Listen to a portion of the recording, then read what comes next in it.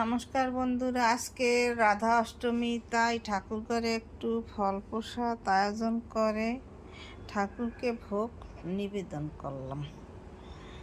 সামান্য কিছু ফল প্রসাদ দিয়ে ঠাকুরের ভোগ নিবেদন করলাম। এখন আমি আরতি করে নেব।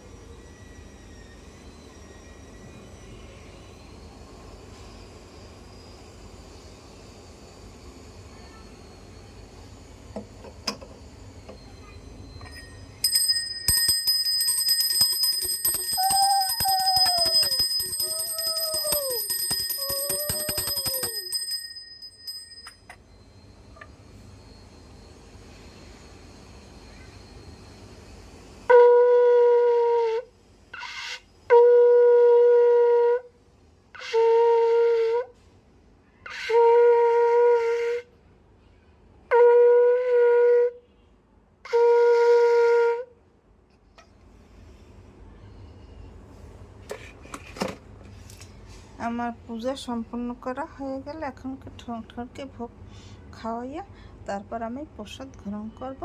এখন আমি প্রণাম করে নেব। আমার চ্যানেলটিকে লাইক কমেন্ট শেয়ার করে পাশে থাকবেন। আমার ভিডিও ভালো লাগলে লাইক কমেন্ট শেয়ার দিয়ে পাশে থাকবেন। ধন্যবাদ, থ্যাংক ইউ।